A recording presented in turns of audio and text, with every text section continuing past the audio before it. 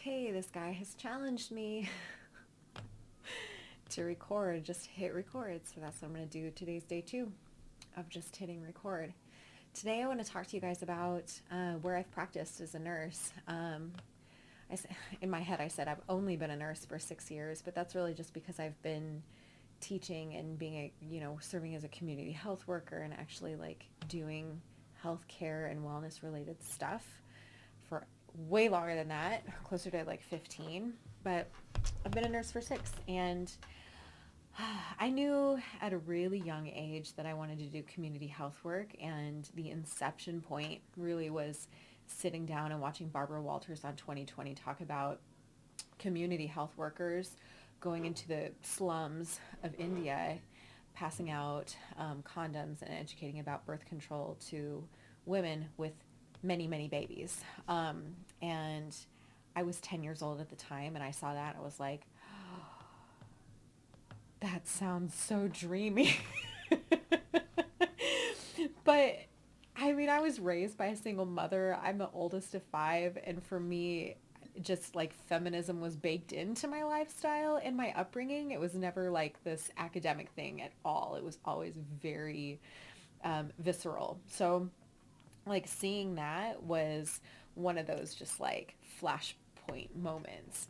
And then I had a geography teacher in high school who had done Doctors Without Borders, and that was the first time I had ever heard of such an organization, and that blew my mind. So I never really had plans on going into healthcare um, until after I had dropped out of beauty school twice.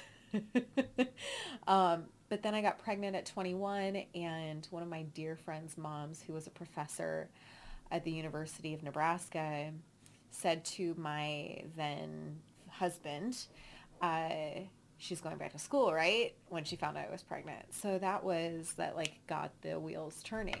And since I had always had a passion for women's health, the next thing was to pursue nursing. But I always wanted to do it in a way that was more meaningful than just being a warm body in a corporate organization or a Catholic organization or at a huge hospital. And by necessity of just living in South Dakota and going to the University of South Dakota and living in the Black Hills and having driven over 75 miles to just go to class for 2 years, I wanted to stay closer to home, and like the next immediate option was 20 miles away in a tiny little town of 3,000 people, and that's where I ended up, was working in a critical access hospital floating between med surg and the ER. So that was my first practice environment, and I was only going to do that for a year, and I ended up doing it for 3. In nursing school, I did my preceptorship in Pine Ridge, which is an Indian reservation in South Dakota, on the OB unit with full intentions on going into labor and delivery. And then ended up in med surg and did the whole like, I'm going to do the 1 year of med surg thing, take everyone's advice, and then move on. Ended up getting sort of like siphoned into the ER that way, and I've been in the ER ever since. Still work on an Indian reservation in South Dakota. And this is not the video where I'm going to go into all of that. There's way too much to talk about when it comes to serving indigenous populations and being sensitive to their healthcare needs, and breaking racism and really horrible patterns of healthcare in another video. But in this video, I really want to just talk about my practice environments and like rural health nursing as somewhere that nobody ends up going into. And I think he's coming downstairs. We'll see. Just got awkward. Okay, long pause for drama. Anyway, all the kids are here. Nobody knows I'm recording. For me, rural health nursing, and I mean like Western South Dakota, in the absolute middle of nowhere, not just like an hour outside of the city, like critical access frontier medicine. I'm recording right now. Hey!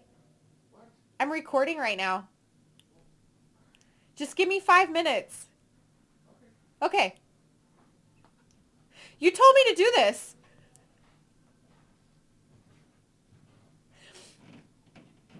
Um, it was referred to at one point by somebody that was in a training with us who was training us as like frontier medicine. I mean, when I go to work on the reservation, we are a 3 hour drive in either direction from a trauma center.